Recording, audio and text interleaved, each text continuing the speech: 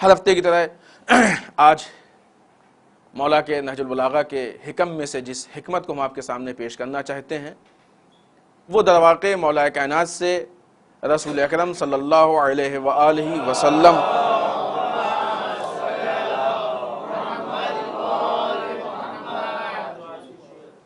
کی ایک حدیث کے بارے میں سوال کیا گیا۔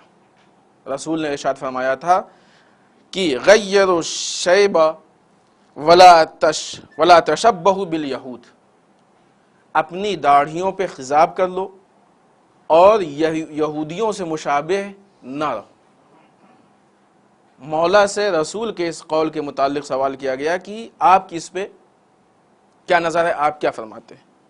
تو مولا کائنات نے جواب دیا کہ انما قال صلی اللہ علیہ وآلہ وسلم، کہ رسول خدا صلی اللہ علیہ وسلم نے اس کو جب فرمایا تھا یہ اس وقت کی بات ہے کہ جب دیندار کم تھے، دین کے ماننے والے دیندار کم تھے، لیکن آج اسلام کا دائرہ وسیع ہو چکا ہے، اسلام دنیا میں پھیل چکا ہے کافی حد تک، اسلام مضبوط ہو چکا ہے، آج اسلام اپنا سینہ ٹیک کے جم چکا ہے۔ یہ ایک محاورہ ہے، یہ مولا اپنے زمانے کی بات کر رہا ہے، آج کی بات نہیں، کہ آج اسلام اتنا مضبوط ہو چکا ہے، اس لیے انسان کو اپنی پسند کا اختیار ہے۔ اب انسان چاہے تو خضاب کرے، چاہے خضاب نہ کرے، یہ اختیار ہے۔ لہذا جو وجوب کی صورت تھی وہ مولا نے ہٹا دی، کیونکہ رسول نے حکم دیا تھا کہ اپنی داڑھیوں کو تبدیل کر لو، خضاب کر لو، اور یہودیوں دیکھیں اس حدیث میں اگر دیکھیں تو مجموعی طور پہ جو مین پوائنٹس ہیں وہ کم سے کم 4 پوائنٹس ہیں جو بہت واضح ہیں، اور اس حدیث سے کلیئر میسج ہم کو ملتا ہے۔ ہم ان 4 پوائنٹس کی طرف ایک ایک کر کے اشارہ کریں گے تاکہ کسی حد تک مفہوم ہمارے سمجھ میں آ جائے۔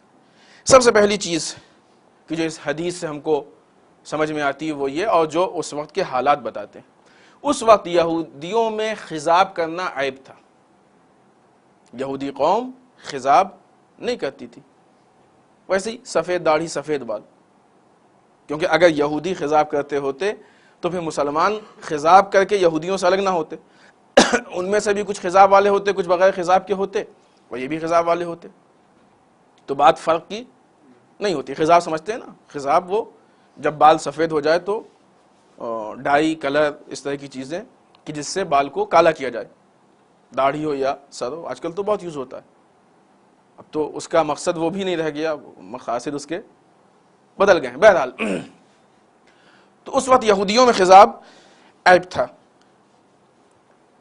دوسری چیز کہ جو دوسرا پوائنٹ اس حدیث سے بہت واضح طریقے سے سامنے آتا ہے وہ یہ کہ رسول خدا چاہتے ہیں کہ مسلمان اپنے کلچر سے پہچانا جائے، دوسروں کے کلچر سے نہیں پہچانا جائے۔ رسول کی جو حدیث ہے کہ اپنی داڑھیوں کو بدل لو، یعنی اس کو کلر کر لو، خضاب کر لو، یہ ایک حصہ۔ دوسرا حصہ یہودیوں سے مشابہ اپنے آپ کو نہ بناؤ۔ مولا نے جس چیز کی تبدیلی کی ہے وہ تبدیلی یہ ہے کہ جو رسول نے حکم دیا تھا کہ داڑھیوں کے کلر کو چینج کر لو، داڑھیوں میں خضاب کر لو، جو وجوب کی حیثیت تھی وہ ختم ہو گئی، اب اختیار۔ لیکن جو رسول کا اس قول کا دوسرا حصہ ہے کہ اپنے آپ کو یہودیوں کا مشابہ نہ بناؤ، یہ حکم شریعت میں آج بھی باقی ہے۔ مسلمان کو وہ کلچر، وہ عادتیں، وہ چیزیں اختیار کرنے کا حق نہیں ہے جس کا تعلق دوسرے مذہبوں سے ہے، جو دوسرے مذہبوں کی پہچان، جو چیز دوسرے مذاہب کی پہچان ہے، دوسرے کلچر کی پہچان ہے، دوسرے لوگوں کی پہچان ہے، اس کو مسلمان اختیار نہیں کر سکتا ہے۔ 2 چیزیں اب دیکھیں، 2 طرح سے یہ چیز بیان کیا۔ ایک یہ کہ مسلمان نان مسلم کے کلچر کو جو ان سے مخصوص اختیار نہیں کر سکتا ہے۔ بہت سی ایسی چیزیں تھیں کہ جس کو بہرحال اب عام ہو گئی ہیں، جب وہ کسی دوسرے کلچر، دوسرے مذہب سے مخصوص تھی تو ہم اس کو اختیار نہیں کر سکتے تھے، ہمارے لیے جائز نہیں تھی، جائز نہیں تھی، نہیں حرام کی نو منزل تک تھی۔ اسی طریقے سے دوسری صنف یعنی مرد عورت اور عورت مرد کے لباس کپڑے ان چیزوں کو نہیں پہن سکتا، یہ جائز نہیں۔ لہذا کلچر کے اعتبار سے فرق ہونا چاہیے، اور اس کی وجہ ہے اس لیے کہ اسلام نے ایک اپنا مکمل کلچر ہم کو دیا ہے۔ ہمارے پاس کلچر نہ ہو تو ہم دوسرے سے مانگیں، اسلام نے اپنا مکمل کلچر دیا ہے۔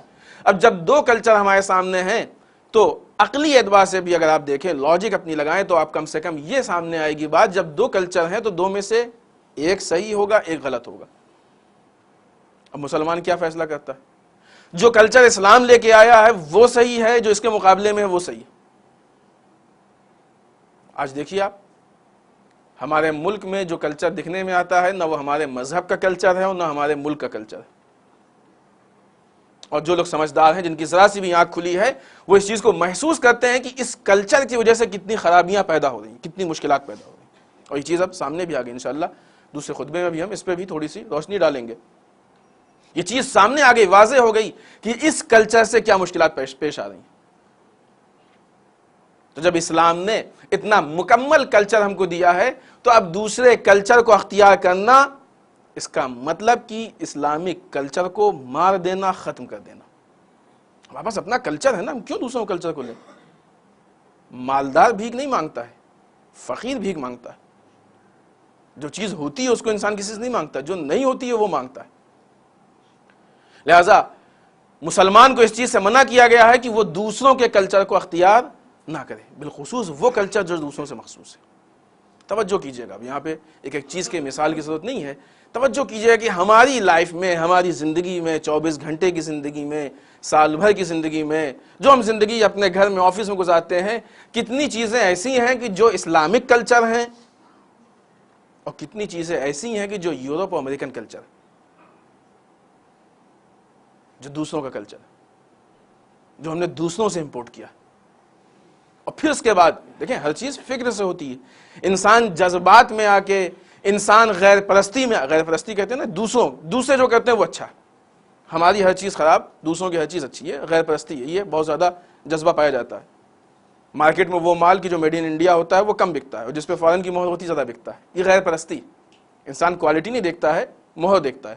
اور بعض اوقات یہی ہوتا ہے کہ ہمارے ملک کا سامان باہر جاتا ہے اور وہاں کی مہر لگا کے پھر آتا ہے تو زیادہ بکتا ہے۔ یہ چیزیں حقیقت ہیں، آپ حضرات ہم سے بہتر جانتے ہوں گے۔ یہ غیر پرستی، یہ چیزیں غیر پرستی۔ اب آپ اس پہ غور کیجئے کہ جس کلچر کو ہم اختیار کر رہے ہیں وہ کلچر کیسا ہے؟ آیا ہمارے لیے مفید ہے یا نقصان دہ؟ بہت سی ایسی چیزیں بعنوان مثال پیش کی جا سکتی ہیں کہ ان کو جب اسلام نے اپنے کلچر کے عنوان سے پیش کیا تو ہمیں پسند نہیں آئی، لیکن یہی چیزیں جب زمانے میں فیشن بن گئی تو ہمیں بڑی اچھی لگی۔ رسول یہ نہیں چاہتے ہیں کہ ہم کسی دوسرے کے کلچر کو اپنا یا اختیار کریں۔ رسول چاہتے ہیں کہ چونکہ رسول اسلامی کلچر لے کے آئے ہیں لہٰذا وہی آوی۔ دوسرا پوائنٹ، تیسرا پوائنٹ کی رسول چاہتے ہیں، کیا علت تھی اس کی، کہ جب بھی مسلمان یہودیوں کے مقابلے میں آئے یا دشمن کے مقابلے میں آئے تو اگر داڑھی سفید ہوگی تو دور سے نظر آئے گا کتنے بڈھے ہیں، اور اگر داڑھی سیاہ ہوگی، کالی ہوگی تو دور سے دیکھنے میں لگے گا یہ سب جوان ہیں۔ تو نسبتاً مسلمان قوی، طاقتور نظر آئے گا، ہے کہ نہیں ہے؟ جوان، سب جوانوں کا مثلا لشکر ہے، کوئی اس میں بوڑھا ہے ہی نہیں۔ رسول یہ چاہتے ہیں کہ اسلام دوسروں پہ قوی نظر آئے، مسلمان دوسروں پہ طاقتور نظر آئے، ہر اس چیز کو اپنائے کہ جس سے ہم دشمن کے مقابلے میں طاقتور نظر آئے، قوی نظر۔ دیکھیں یہ ہمیشہ کا مسئلہ رہا ہے، یہ چیزیں کبھی سننے اور کہنے اور بتانے والی نہیں ہے کہ دشمن مقابلے میں تو ہم کیا کریں۔ یہ تو ہر عقل کہتی ہے جب دشمن مقابلے میں تو ڈیفنس واجب، دفاع واجب۔ ہاں وہ ابتدائی جہاد اس کے لیے معصوم کی شرط ہے، اس لیے کہ کہیں کوئی غلطی نہ ہو جائے، اتنے لوگوں کی محترم جان ناحق نہ چلی جائے، اس لیے ایسا آدمی اس کا لیڈر ہونا چاہیے کہ جس سے غلطی ممکن ہی نہ ہو۔ لیکن جہاں سامنے سے حملہ ہو رہا ہو وہاں پہ دفاع سب پہ واجب ہے، یہ عقلی چیز ہے، جو انسان نہ مانے اس کو، اس کی عقل پہ افسوس ہوتا ہے۔ اتنا تو ایک چھوٹا سا بچہ بھی سمجھتا ہے، اتنا تو بلوں میں اور زمین پہ رہنے والے حیوان بھی سمجھتے ہیں کہ جب کہیں حملہ ہو تو ان کو کیسے ڈیفنس کرنا ہے، دفاع کرنا ہے کہ نہیں کرنا ہے۔ یہ تو ایک فطرت کی چیز ہے، ایک لاجک کی چیز ہے، منطق کی چیز ہے کہ ہمارے اوپر ہمارا اپنا ڈیفنس واجب ہے، دفاع واجب۔ جب کسی کے گھر میں کوئی گھس آئے، کوئی چور ڈاکو چلا آئے، کوئی دشمن چلا آئے تو اس وقت وہ اس بات کا انتظار نہیں کرتا ہے کہ ہمارا امام یا مثلا کوئی آئے گا ہم کو حکم دے گا، نہیں، اس وقت اس کو معلوم ہے کہ ہم کو اجازت ہے کہ ہم اپنا ڈیفنس کر سکتے ہیں۔ اور جب بات یہاں پہ آ گئی ہے تو پھر دو جملہ کہتے چلیں کہ اب اگر اسلام کی سرحد میں کوئی دشمن گھس کے چاہے وہ رسول کی توہین کرے، چاہے وہ قرآن کی توہین کرے، چاہے وہ حجاب کی توہین کرے، چاہے اسلام کے عقائد کی توہین کرے، ہمارے اوپر اس کا ڈیفنس واجب ہے، دفاع واجب ہے۔ اگر اسلام کو ہم اپنا سمجھتے ہیں تو دفاع ہمیشہ اپنے کرتے ہیں، غیر نہیں کیا کرتے ہیں۔ اپنے اور غیروں کی پہچان ہی یہی ہوتی ہے، جب کہیں پہ حملہ ہو تو اپنے بڑھ کے دفاع میں آتے ہیں، غیر منہ چھپا کے بیٹھ جایا کرتے ہیں۔ انسان کے اپنے اور غیر کی پہچان اسی طریقے سے اسلام کے بھی اپنے اور غیر میں فرق یہی ہے، جب اسلام پہ وقت آتا ہے تو اپنے بڑھ کے دفاع کرتے ہیں، غیر دفاع نہیں کرتے، غیر بہانے لے کے بیٹھ جایا کرتے ہیں۔ چوتھا پوائنٹ جو اس حدیث سے بہت واضح طریقے سے سامنے آتا ہے وہ یہ کہ بعض حدیثیں ایسی بھی ہیں کہ جو حالات کے اعتبار سے بدلتی ہیں۔ رسول نے اس وقت حالات دیکھے، لہٰذا مسلمانوں کو حکم دیا کہ تم خضاب کرو۔ مولا کائنات نے دیکھا کہ اب ان حالات میں خضاب کی ضرورت نہیں ہے، لہٰذا مولا کائنات نے کہا کہ اب تم پہ واجب نہیں، اختیار، تم کو پسند آتا ہے کرو، نہیں پسند آتا ہے نہ کرو۔ تو وہ چیز جو واجب تھی وہ اختیار میں تبدیل ہو گئی۔ اب فرض کیجئے کہ ایک عام آدمی جس نے صرف رسول کی وہ حدیث دیکھی ہو کہ جس میں رسول نے کہا کہ خضاب کرو، اپنے چہرے پہ یعنی داڑھیوں کالا کر لو، صرف وہ حدیث دیکھی ہو، تو کیا سمجھے گا؟ تو یہ سمجھے گا نا کہ خضاب کرنا واجب۔ اسی لیے کہا جاتا ہے نیم حکیم خطرے جان، نیم ملا خطرے ایمان۔ وہ حکیم کی جو آدھی حکمت پڑھ کے، یا آج کے زمانے میں کہا جائے کہ ڈاکٹرز یہاں پہ الحمدللہ ہوتے ہیں، اگر کوئی ڈاکٹر ایسا ہو کہ جو آدھا پڑھے میڈیکل سائنس میں، تھوڑا بہت پڑھ لے، اس کے بعد آ کے علاج کرنے لگے، تو وہ جان کے لیے خطرناک ہوتا ہے۔ اسی طریقے سے جو انسان آدھا اسلام دیکھ کے اسلام پیش کرنے لگے، وہ ایمان کے لیے خطرناک ہوتا ہے، وہ ایمان لے لیتا ہے۔ اسی لیے ہم بارہا آپ سے کہتے ہیں کہ کبھی احادیث کو اپنی بنیاد پہ نہ پیش کیجئے۔ احادیث کو نعوذ باللہ بچوں کا کھلونا نہیں ہے کہ ہر آدمی اس سے کھیلے۔ بڑی بڑی نظر سامنے آتی ہیں، حدیث یہ کہتی ہے، حدیث یہ کہتی ہے، حدیث صحیح ہے کہتی ہے حدیث، لیکن پہلے انسان کے اندر حدیثوں کو سمجھنے کی صلاحیت تو ہونی چاہیے۔ ابھی اگر انسان سے پوچھا جائے کہ آپ یہ بتائیں کہ حدیثیں کن کن زمانوں سے گزری ہیں، تو انسان کو شاید صحیح سے یہی نہیں معلوم۔ حدیث پہ کس طریقے کے خطرے ہوئے انسان کو نہیں معلوم، حدیثوں سے کیسے کھیلا گیا انسان کو نہیں معلوم، حدیثوں میں کیسے تبدیلی پیش کی گئی انسان کو نہیں معلوم، کون لوگ حدیث کے دشمن تھے نہیں معلوم، کون حدیث کے دوست تھے نہیں معلوم، لیکن حدیث بیان کر رہا ہے۔ کس آدمی نے اس کو حق دیا حدیث بیان کرنے کا جس کو کچھ نہیں معلوم؟ عزیزان محترم، علم دین علم لینگویج میں نہیں ہے، علم دین عربی لینگویج کے جاننے میں نہیں ہے۔ علم دین الگ چیز ہے، عربی کا ایک لینگویج۔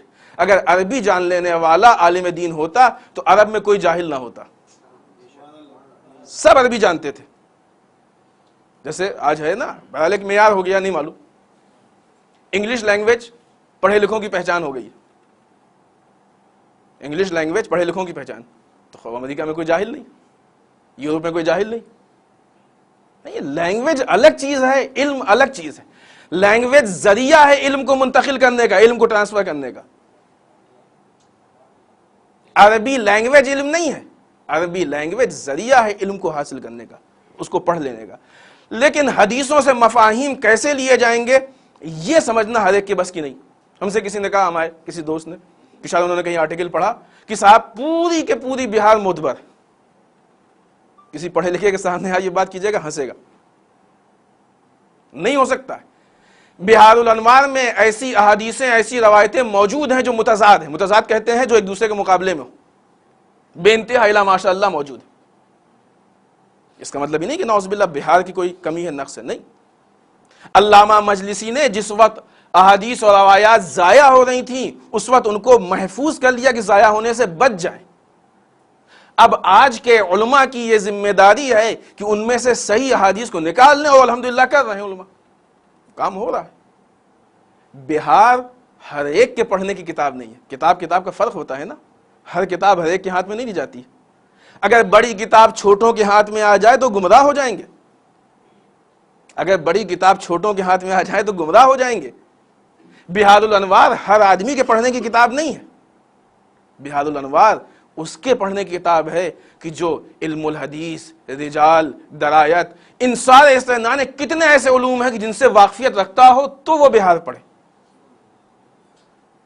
بڑی کتابیں ہیں، بڑی روایتیں ہیں بہار میں. خالی یہ کہہ دینا، اسی لیے ہم نے آپ سے شاید کہا ہے کسی موقع پہ، بہت آسان ہو گیا انسان دینداری کے لیے. اب حدیث مل گئی، فوراً اس کو ٹائپ کیا اور SMS کر دیا، سمجھتا ہے کہ ہم نے دین کا ایک خدمت انجام دے دی. نہیں، آپ کی جو فیلڈ ہے اسی سے آپ دین کی خدمت انجام دیجئے. دین کی خدمت انجام دینے کے لیے صرف حدیث نہیں ہے، صرف قرآن نہیں ہے، ہر فیلڈ سے آپ دین کی خدمت انجام دے سکتے ہیں. اپنی فیلڈ میں کوشش کیجئے کہ آپ اس سے دین کی خدمت کیا انجام دے سکتے ہیں.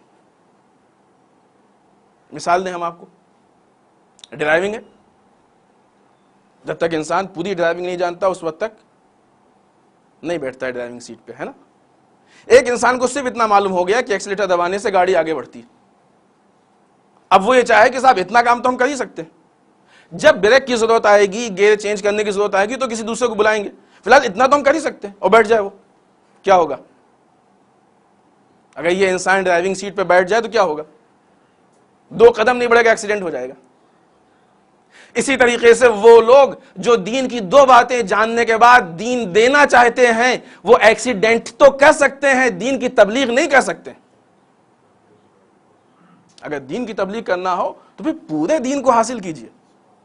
دین کی سیاست کیا ہے، دین کہنا کیا چاہتا ہے، دین کی پروگرامنگ کیا ہے، مسائل کیا ہیں، اچھائیاں کیا ہے، کن برائیوں سے، ساری چیزیں ہیں اس میں، سب کچھ ہے. بہت سارے علوم. یہ عالم دین یوں ہی عالم دین نہیں بن جاتا جا کے حوضے سے مس ہو گیا اور کچھ دن رہ لیا اور نہیں، پڑھتا ہے وہاں پہ 10-12 سال، 15 سال، 20 سال، 25 سال. خدا جس کو جتنی توفیق دیتا ہے اتنا جا کے اپنی وقت کو، اپنی زندگی کو وہاں لگاتا ہے. پھر اس کے بعد وہ اب یہ بیچارہ وہاں پہ 15 سال 20 سال پڑھ کے آیا، یہ آپ کو علم دین، یہ دین دے رہا ہے، اور ایک آدمی نے صرف 4 کتابیں پڑھ لی، 4 آرٹیکل پڑھ لیے، وہ دین دے رہے ہیں. سوچیے یہ کیسے ممکن ہے؟ یہ تو ہر انسان جانتا ہے کہ جس چیز کو لینا ہو ہمیں اسی دکان پہ جانا ہوتا ہے. سبزی کی دکان پہ سونا نہیں ملا کرتا ہے، لیکن آپ کی ضد ہے کہ نہیں ہم کو سونا سبزی کی دکان سے چاہیے. خلاف فطرت. لہذا حدیث ایک مکمل علم ہے. ہر آدمی اس میں اگر ہاتھ ڈالنے کی کوشش کرے گا تو ممکن ہے کہ نقصان ہو جائے، اور بڑے بڑے نقصانوں کے چانسز ہیں. لہذا جب تک علماء کی رہنمائی نہ ہو اس وقت تک علمی یا مذہبی ایکٹیویٹیز سے پرہیز کیا جائے، تاکہ کہیں ایسا نہ ہو کہ دین کے نام پہ انسان کو بہکانے کی طرف، یا انسان بہک جائے غلطی سے. جان بوجھ کے یقیناً کوئی نہیں کرے گا، یقیناً جو بھی کرتا ہے وہ خلوص میں کرتا ہے، اخلاص میں کرتا ہے، دین کی خدمت کے لیے کرتا ہے. سوچئے کہ کتنی بڑی مشکل ہوگی جو کام ہم خدمت کے لیے انجام دینا چاہ رہے ہوں وہ مخالف سمت میں چلا جائے. ہر انسان کی اپنی ایک فیلڈ ہوتی ہے، ایک اپنا راستہ ہوتا ہے، اس پہ چلے اور اس راستے سے دین کی خدمت کرے، وہ زیادہ بہتر، اور وہی دین کے لیے فائدہ مند اور مفید ہے. تو یہ حدیث کی جس میں رسول نے ارشاد فرمایا کہ اپنے داڑھیوں کو خضاب کرو، اس کے رنگ کو بدل لو، اور یہودیوں سے مشابہ نہ رہو. تو ظاہر سی بات ہے کہ مولا کائنات نے پھر وہ تھوڑی سی ڈھیل دے دی کہ نہیں اب تم کو اختیار ہے، تم چاہو تو اپنے اعتبار سے، اگر پسند آئے خضاب کو، نہیں آتا نہیں کرو، تمہارے لیے کوئی ضروری نہیں ہے. تو ایک ڈھیل دے دی گئی ہے. اس سے کم، یہ جو کم سے کم 3-4 میسج ہم نے آپ کے سامنے پیش کیے ہیں، آپ کو احساس ہوگا کہ احادیث کن نزاکتوں سے گزرتی ہیں اور کن حالات سے گزرتی ہیں. لہذا اس کے اعتبار سے ہم دین کو حاصل کر کے اور اس پہ عمل کرنے کی کوشش کریں.